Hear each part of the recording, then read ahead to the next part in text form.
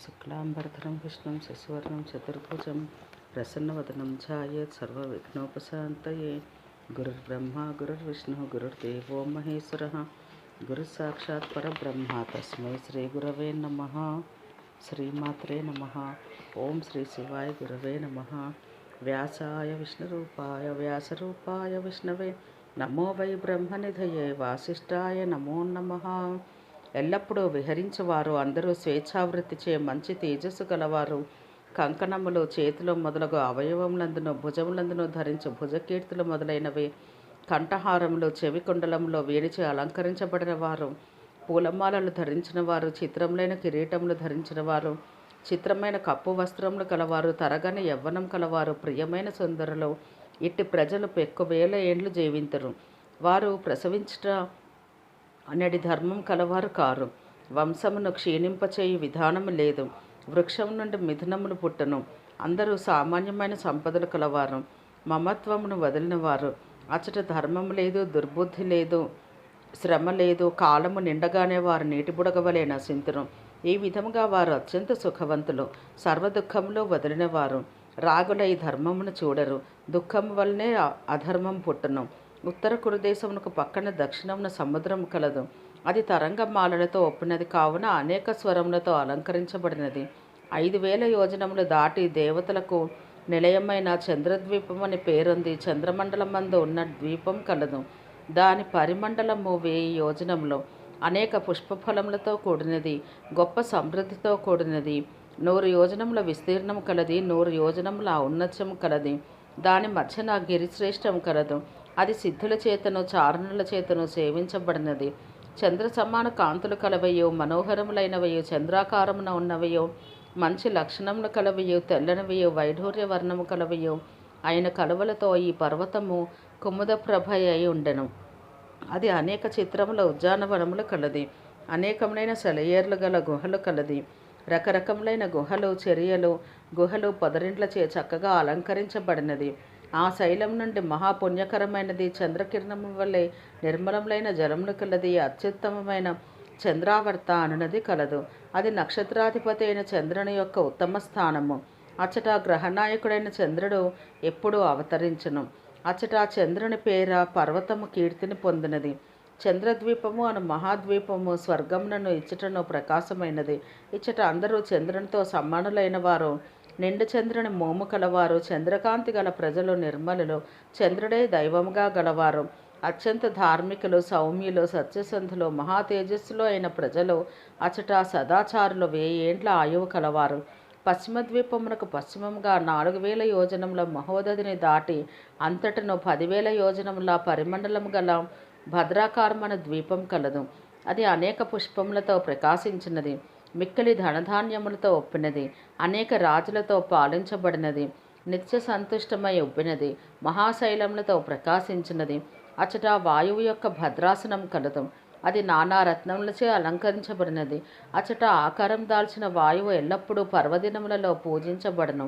అచటి ప్రజలు బంగారు వన్నెగలవారు, బంగారుతో అలంకరించబడిన వారు, దేవతలతో సమానులై, చిత్రమైన వస్త్రములు, పూలమాలలు గలవారే, వీర్యవంతులై, మహాభాగ్యవంతులై, 5000 ఏండ్ల ఆయువు కలవారై, సత్యసంతులై, సంతుష్టులై, వాయువు దైవముగా గలవారు అయి ఉందురు అని చెప్పి, భారతయుగమున ఈ సృష్టి ఈ విధముగానే పరమతత్వజ్ఞులచే చూడబడినది. నేను ఇంకేమి చెప్పవలెను అని ఈ విధముగా బుద్ధిమంతుడగు సూతుడు అడగగానే మరల ప్రత్యుత్తరం వినుటకై ఋషులు, ఇది భారతవర్షము, దీని యందు స్వయంభువు మొదలగు 14 మనువులు ప్రజాసృష్టికై జన్మింతురు. ఆ వృత్తాంతం తెలుసుకొనగోరుచున్నాము, కావున దాన్ని మాకు వివరించవలెను అని సూతుని వేడుకొండిరి. సూత పౌరాణికుడు భావితాత్ములైన ఋషుల వచనం విని సమాహిత మనస్కుడై మరల వారితో ఇట్లు పలికెను. ఈ పైన కురుదేశముల యథార్థ స్వభావస్థితి, భారతం యొక్క యథార్థమైన స్వభావస్థితిని చెప్పబోచున్నాను వినుడు. ఓ బ్రాహ్మణోత్తములారా, పూర్వ పశ్చిమ సముద్రముల వరకు పొడవైన దక్షిణ హిమాచల పుణ్యక్షేత్రమున దక్షిణంగా వ్యాపించి ఉన్న జానపదముల విస్తరం కూడా వినడు. ఈ భారతదేశమును వసించు ప్రజలను మీకు వర్ణించి చెప్పుదును. ఇది హిమవత్ పర్వతమునకు దక్షిణముగాను సముద్రమునకు ఉత్తరముగాను వ్యాపించి ఉన్న శుభాశుభ ఫలములు లభించు స్థానము. ఇది భారతము అను దేశము. ఇచ్చటి ప్రజలు భారతీయులు. ప్రజలను భరించుటచే మనవు భరతుడు అనబడుచున్నాడు. ఈ నిరుక్త వచనం వలన ఈ దేశం భారతము అనబడింది. అక్కడి నుండియే స్వర్గము మోక్షము మధ్యశ్రాంతమును, స్వర్గమోక్షములకు మధ్య విశ్రాంతి మార్గము లేదా జీవనోన్ముక్షము పొందబడను. ఇచ్చట తప్ప వేరొక చోట భూమిలో మర్చులకు అనగా మరణ స్వభావులకు మానవులు మొదలగు వారికి కర్మ చెప్పబడలేదు. ఒక్క భారతదేశమునకు 8 భేదములు చెప్పబడినవి. అవి సముద్రంలో మునిగినవై పరస్పరము తెలియరానివి. ఇంద్రద్వీపము, కశేరుద్వీపము, తామ్రద్వీపము, సూర్యద్వీపము, నాగద్వీపము, సౌమ్యద్వీపము, గంధర్వద్వీపము, వారుణద్వీపము. ఈ భారత ద్వీపం అన్నది 9వది. ఇది పూర్వ పశ్చిమ దక్షిణ సముద్రములచే చుట్టబడినది. ఇది దక్షిణోత్తరముగా 1000 యోజనములు కలది. కుమారీ నది వరకు కానీ గంగోత్పత్తి స్థానం వరకు కానీ అడ్డంగా 9000 యోజనముల విస్తీర్ణం కలది. ఈ ద్వీపం చివర్లలో మ్లేచ్చులు నిత్యం నివసింతురు. ఈ ద్వీపం యొక్క తూర్పు చివరలో కిరాతులు, పశ్చిమం చివర యవనులు ఉన్నట్లు చెప్పబడినది. ఇక మధ్యన బ్రాహ్మణులు, క్షత్రియులు, వైశ్యులు, శూద్రులు క్రమంగా యుగములచే, యుద్ధములచే, వ్యాపారముల చేతను వృత్తులను నిర్వహించువారై ఉండిరి. వారిలో పరస్పర తగవు న్యాయము జరుగుచుండును. వర్ణముల వారు తమ కర్మలలో ధర్మార్థ కామ సంయుక్తులుగా ఉండిరి. సంకల్పమే 5వ ఆశ్రమంగా గల బ్రహ్మచర్య, గృహస్థ, వానప్రస్థ, సన్యాసాశ్రమములు యథావిధిగా జరుగుచుండును. ఇచ్చటి స్వర్గ మోక్షముల కొరకై మానవుల ప్రవృత్తి ఉండేది. అడ్డముగా పొడవుగా ఉన్న 9వదైన ఈ ద్వీపము అంతయు జయించినవాడు సామ్రాట్ అనబడును. ఈ లోకము సామ్రాట్ అనియు, ఈ లోకమున జయించిన వాడు సామ్రాట్ అనియు, అంతరిక్షలోకం విరాట్ అని, అంతరిక్షమున జయించిన వాడు విరాట్ అనియు, వీరిరువురి కంటే వేరొక స్వరాట్టు అను లోకము కలదు. విస్తరమును మరల చెప్పెదను. స్వరాట్టు అనగా ఆత్మను జయించినవాడు, పరబ్రహ్మము. ఈ భారతదేశమున గొప్ప చరిత్ర గల 7 కులపర్వతములు కలవు. మహేంద్ర పర్వతము, మలయ పర్వతము, సహ్య పర్వతము, సుక్తిమత్ పర్వతము, వృక్ష పర్వతము, వింఛ పర్వతము, పారియాత్ర పర్వతము. ఇవి 7 కులపర్వతముల పేర్లు. వాని సమీపములలో తక్కిన పర్వతములు వేల కొలది కలవు. అవి ఉత్తమ వంశమున పుట్టినవి, అన్ని గుణములు కలవి, విశాలములైనవి, చిత్రమైన చర్యలు కలవి. పర్వత శ్రేష్టమైన మందిరము, విహారయోగ్యమైన దర్ధుర పర్వతము, కోలాహల పర్వతము, నాగమాతతో కూడిన మైనాక పర్వతము, వైద్యుత పర్వతము, పాతంధమ పర్వతము, పాండుర పర్వతము, గంతుప్రస్థ పర్వతము, కృష్ణగిరి, గోధనగిరి, పుష్పగిరి, ఉజ్జయంత పర్వతము, రైవతక పర్వతము, శ్రీ పర్వతము, కారు పర్వతము, కూటశైల పర్వతము. వీనికంటే వేరైనవి, చిన్నవి, ఆశ్రయించిన ప్రాణులు స్వల్పముగా ఉన్నవి అయిన పర్వతములు మరికొన్ని కలవు. వానితో కలిసిన జనపదములు నిత్యము ఆర్యమ్లేచ్చులు కలవి. వారు ఈ నదుల నీటిని తాగుదురు. గంగా, సింధు, సరస్వతి, శతద్రు, చంద్రభాగ, యమున, సరయు, ఇరావతి, వితస్త, విపాస, దేవిక, కుహు, గోమతి, ధృతపాప, బాహుద, ధృషధ్యతి, కౌశికి, నిశ్చిర, గండకి, ఇక్షు, లోహిత. ఇవి హిమవత్ పర్వత పర్యంత పర్వతముల నుండి బయలుపడి ప్రస్రవించినవి.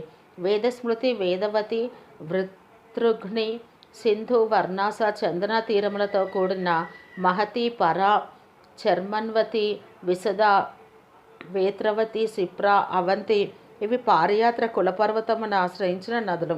మహానదమైన సోన మహావృక్షములు గల నర్మదా, మందాకిని, దశార్ణ, చిత్రకూట, తమస, పిప్పల, శ్రోణి, కరతోయ, పిశాచిక, నీలోత్పల, విపాస, జంబుల, నాలువాహిని, సితేరజ, సుక్తిమతి, మక్రున, త్రిదివ. ఇవి నక్షత్రపాతం వలన బయలుదేరిన మణి సమాన జలములు గల నదులు. తాపి, పయోష్టి, నిర్వింజ, మద్ర, నిషద, పేన్వ, వైతరణి, సితిబాహు, కుముద్వతి, తోయ, మహాగౌరి, దుర్గా, అంతశిల, వింజపాదములైన ప్రత్యంత పర్వతముల నుండి బయలువెడలిన పుణ్యజలములు కలిగిన శుభనదులు. గోదావరి, భీమరథి, కృష్ణవేణి, వంజుల, తుంగభద్ర, సుప్రయోగ, కావేరి. ఇవి దక్షిణాపథ నదులు. సహ్యపర్వత పాద ప్రత్యంత పర్వతముల నుండి బయలుదేరినవి. కృతమాల, తామ్రవర్ణ, పుష్పజాతి, ఉత్పలావతి. ఇవి మలయ పర్వతం నుండి పుట్టిన నదులు. ఇవన్నీ శీతజలములు కలవి. మంగళములు, త్రిసామ, ఋతుకుల్య, ఇక్షుకుల్య, త్రిదివ, లాంగోలిని, వంశధార. ఇవి మహేంద్ర పర్వతం నుండి పుట్టిన నదులు. ఋషిక, సుకుమారి, మందగ, మందవాహిని, కూప్ర, పలాసని ఇవి సుక్తిమత్ పర్వతమున పుట్టిన నదులు. అన్ని నదులు పుణ్యవంతములు, సరస్సులు గలవి. ఓం సహనాభవతు సహనౌ భునత్తు సహ వీర్యం కరవావహై తేజస్వినావధీతమస్తు మా విద్విషావహై. ఓం శాంతి శాంతి శాంతి.